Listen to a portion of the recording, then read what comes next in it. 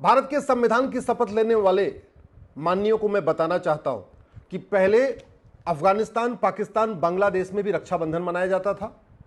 अफगानिस्तान, पाकिस्तान, बांग्लादेश में भी शिवरात्रि होती थी। अफगानिस्तान, पाकिस्तान, बांग्लादेश में भी मकर संक्रांति मनाई जाती थी। अफगानिस्तान, पाकिस्तान, बांग्लादेश में भी सूर्य की पूजा होती थी, चंद्रमा की पूजा होती थी, नदियों की पूजा होती थी, नदियों में लोग स्नान करते थे। अफगानिस्तान, पाकिस्तान, बांग्लादेश में भी हवन किया जाता था, नीम की, पीपल की पूजा होती थी, सनातन संस्कृति थी, सनातन धर्म का पालन होता था।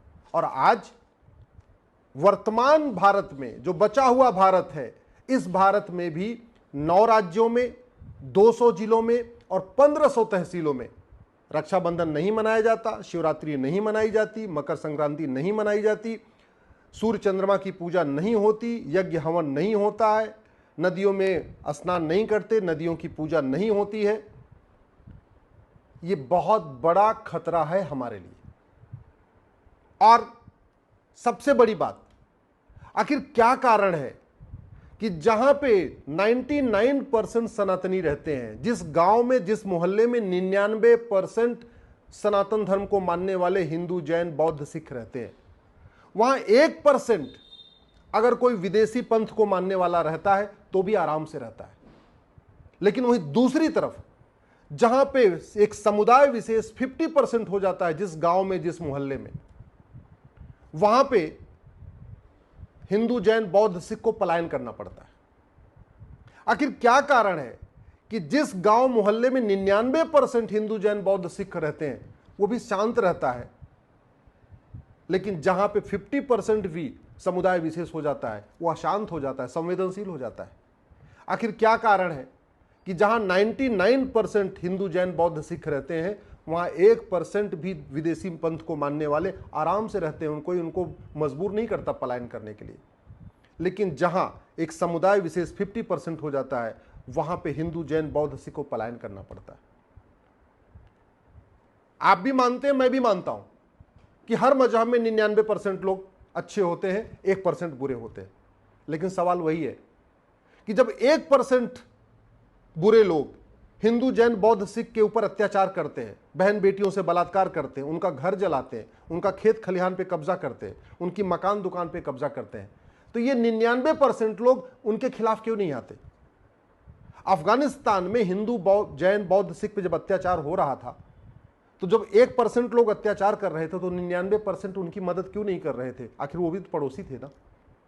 पाकिस्तान में 1947 में जब अत्याचार शुरू हुआ, बलात्कार शुरू हुआ, आगजनी शुरू हुई, तो जो 99% अच्छे लोग थे वो हिंदू, जैन, बौद्ध, सिख की मदद करने के आगे सामने क्यों नहीं आए?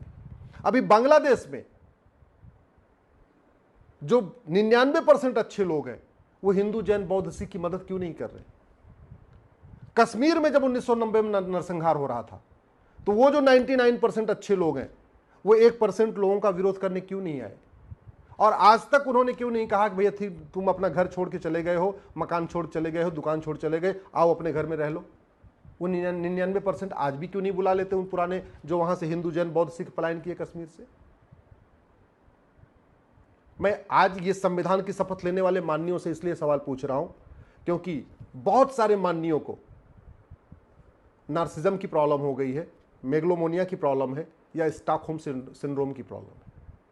अगर सारे मजहब एक समान होते हैं, सारे मजहब की एक टीचिंग है, तो पूरी दुनिया में हाहाकार क्यों मचा हुआ है? आखिर पूरी दुनिया में झगड़ा किसका है? रिलीजन का झगड़ा तो है ना। तो अगर सबकी टीचिंग अच्छी है, सारे रिलीजन एक समान होते हैं, सब में भाईचारा सिखाते, तो फिर झगड़ा चल क्यों ले रहा है?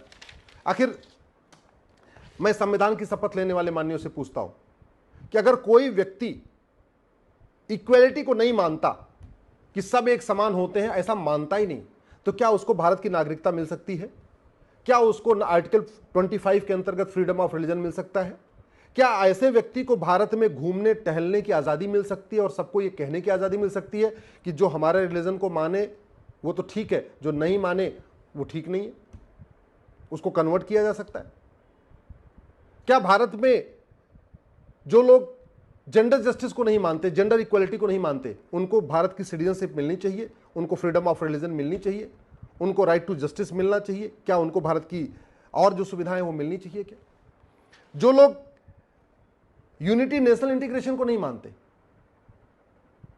जो लोग फ्रेटर्निटी को नहीं मानते या फ्रेटर्निटी एमंग रिलीजन मानते हैं, यूनिटी एमंग रिलीजन मानते हैं, यूनिवर्सल फ्रेटर्निटी नहीं मानते, यूनिवर्सल इक्वलिटी नहीं मानते, यूनिवर्सल जस्टिस नहीं मानते।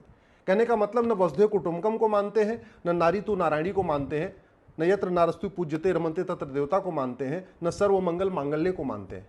क्या भारत का संविधान उनको फ्रीडम ऑफ रिलीजन देता है क्या?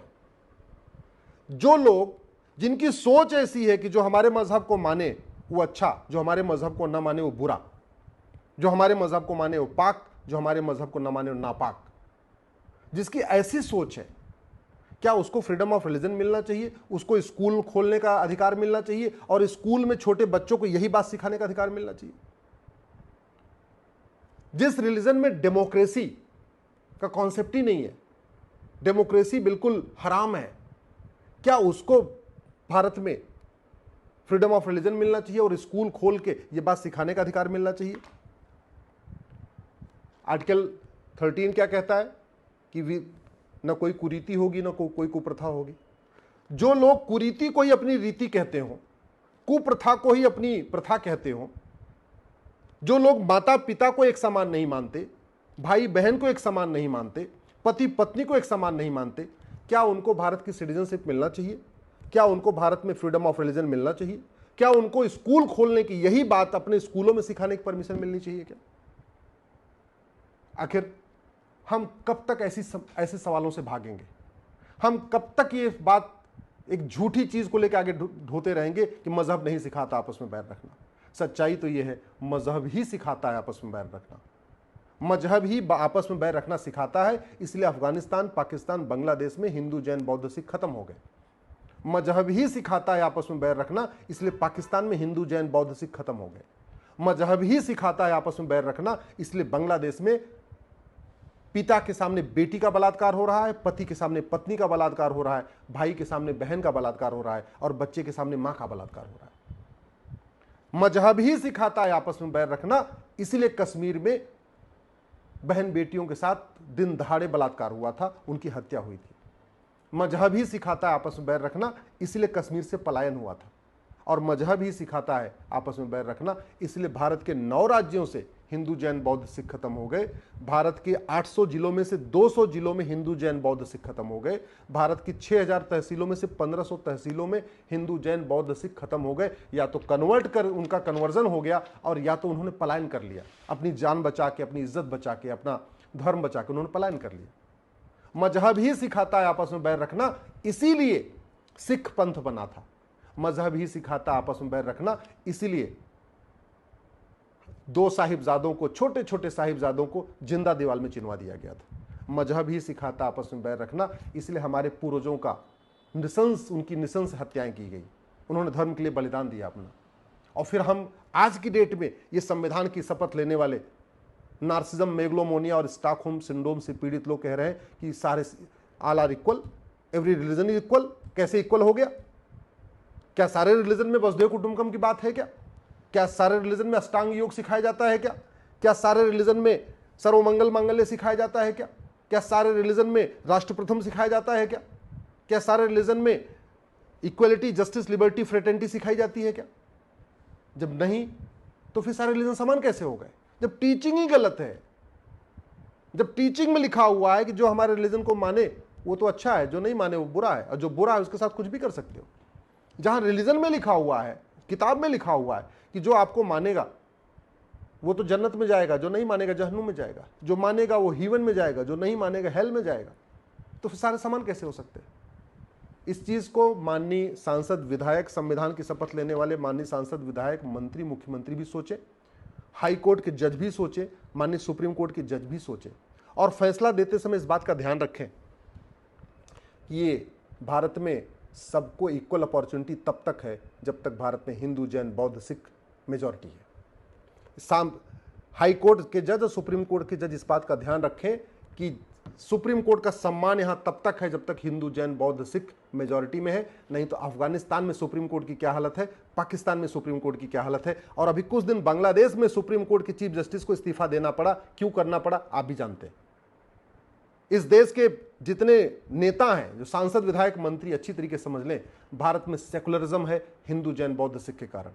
भारत में डेमोक्रेसी है हिंदू जैन बौद्ध सिख के कारण।